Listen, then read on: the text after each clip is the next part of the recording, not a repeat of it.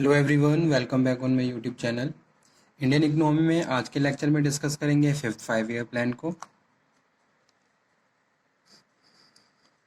Last lecture में हमने fourth 5 year plan discuss किया था। सो आई होप आप लोगों ने उसे पढ़ा भी होगा और समझ भी लिया होगा। ठीक है, अगर आपको कोई डाउट हो तो आप दोबारा से डिस्कशन कर सकते हो। So come to present session, that is fifth 5 year plan 1974 से 1979।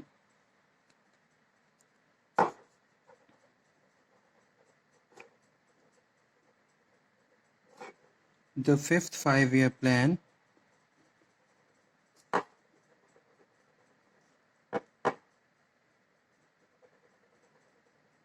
commenced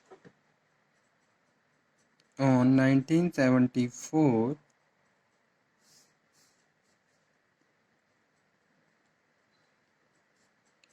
and extend till 1979. The priority in the fifth 5 year plan was given to the food and energy sectors.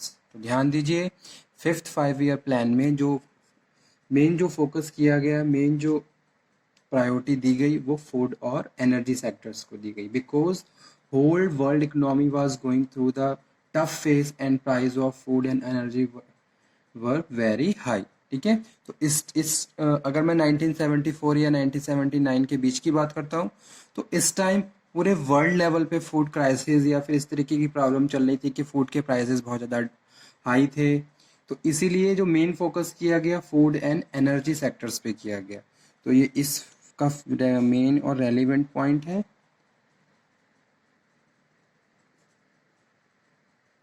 The priority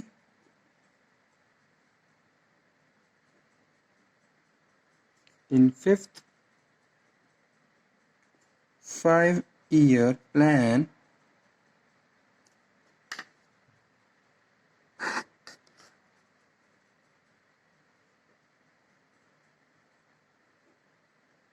was given to food and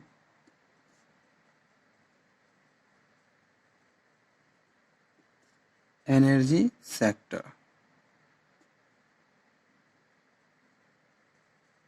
because the whole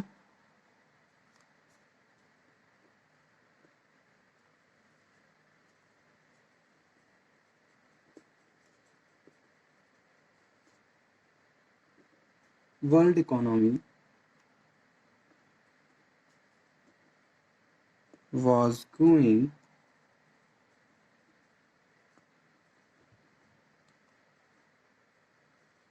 through tough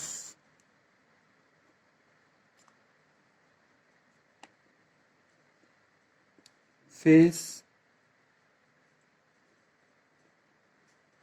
and price of food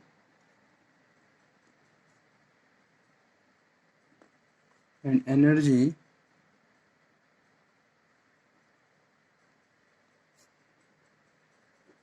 very high.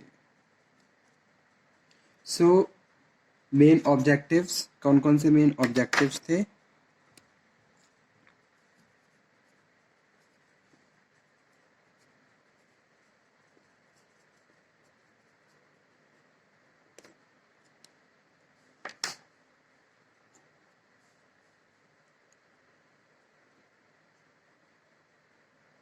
तो first objective था increase the level of employment, increase the level of employment,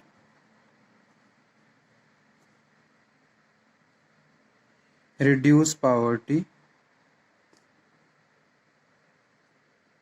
ठीक है, और attain self sufficiency and self reliability in the production of agriculture goods।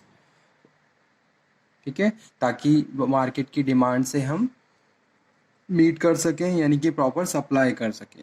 तो ये कुछ main objective थे fifth 5 year plan के।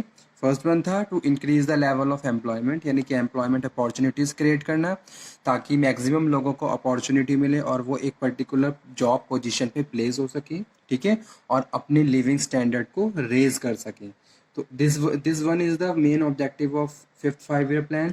सेकंड वन है रिड्यूस पावर्टी, पावर्टी को रिड्यूस करना।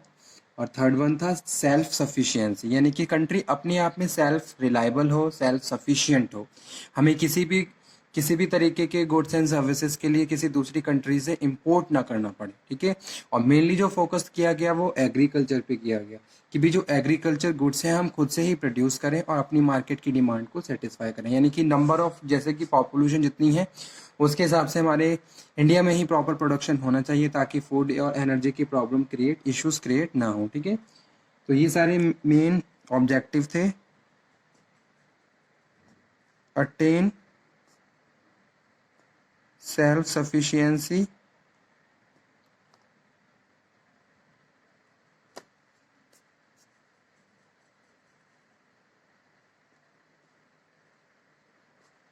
and self reliability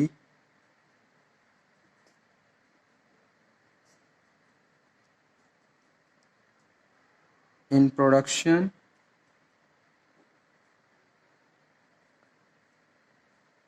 of agriculture goods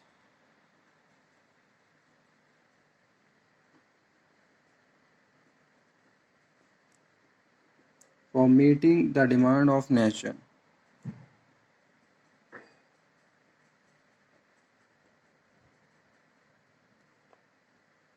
ठीक है। During the fifth 5 year plan, the whole world economy was going through the tough phase, and this has also impacted the Indian economy also। ठीक है। तो ये कुछ main issues थे। Price of energy and good sector, food sector sky rocketed, जैसे कि आसमान छू जाते हैं ऐसे प्राइस हो गए थे। And as a consequences this resulted into the inflation, जिससे क्या हुआ, मार्केट में जो गुड्स थे उनके प्राइस बहुत ज़्यादा हाई हो गए। अब ऐसे में जो एक गरीब इंसान है वो किस तरीके से उन फूड्स को अवेल कर सकता है, ठीक है। तो इस तरीके की प्रॉब्लम ज़्यादा हुई और इसी के रिगार्डिंग फिर प्लानिंग की गई और पॉलिसी बनाई गई और उन्हें सक्सेसफुली इम्प्लीमेंट किया गया ताकि इंडिया खुद सेल्फ सफिशिएंस रहे, सेल्फ रिलायबल रहे और इंडिया को अपनी मार्केट की डिमांड को सेटिस्फाई करने के लिए किसी दूसरी कंट्री से इंपोर्टिंग ना करनी पड़े, ठीक है।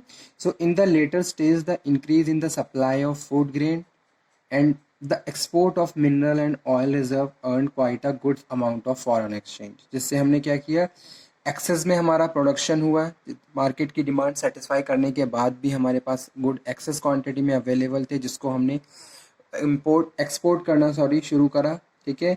इससे हमें इंडिया को फ़ायदा हुआ, इंडिया की इकोनॉमी और ज़्यादा ग्रो हुई और डेवलपमेंट हुआ। मेन यहाँ पे हमने एक्सपोर्ट ऑफ मिनरल्स पे भी ध्यान दिया एंड ऑयल रिजर्व पे भी ध्यान दिया और इससे हमने quite a good amount of foreign exchange create किया, ठीक है। The fifth 5 year plan was laid out during a crisis period to overcome the impediments posed by the wavering economic condition. The fifth 5 year plan was designed to, in a way, meet the need of the time.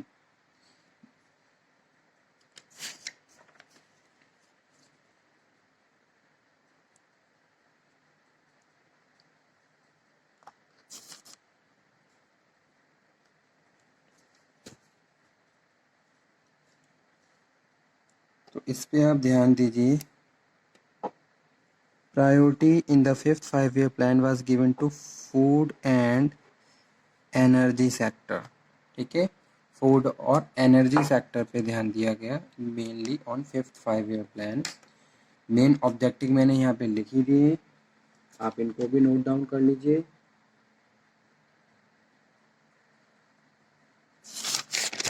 इसके बाद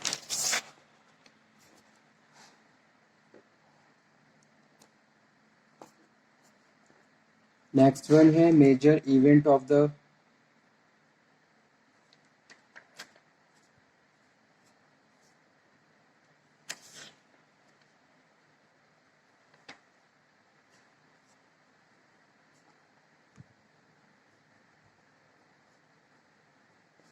content of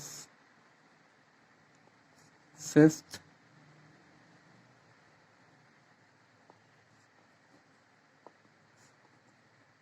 5-year plan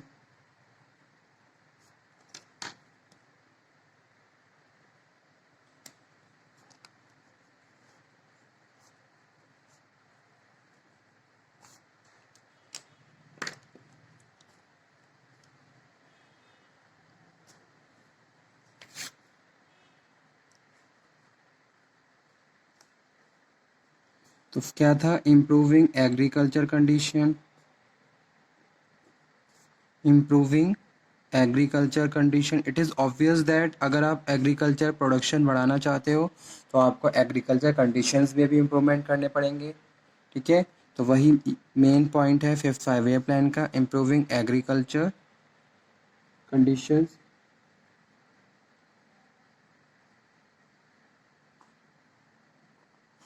by land reform policy, ठीक है। reducing the discrepancy between the economic development at the regional, national, international level.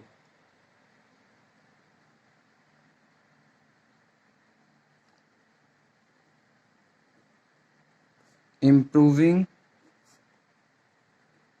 scope of employment, employment के scope को बढ़ाया गया ताकि लोग अपना लिविंग स्टैंडर्ड इम्प्रूव कर सकें, रेज कर सकें, ठीक है। And it it has done it was done through a well integrated programs. Next one, reducing the rate of unemployment both in the urban and rural sections. Next one है small scale industry को encourage किया गया,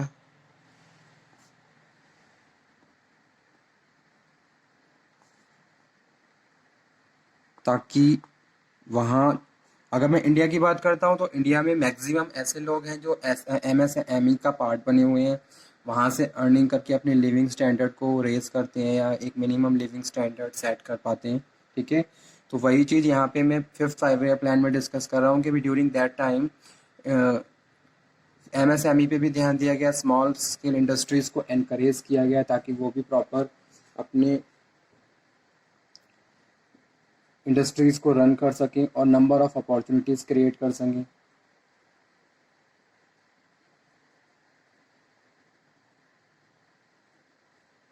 ठीक है। Financing और credit policy को implement किया,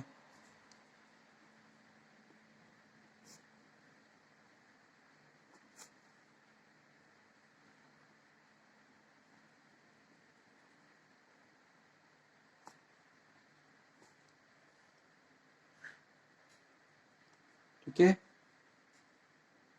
और applying policies pertaining to finance and credit in the industrial sector, stressed on importance of labor intensive production technology.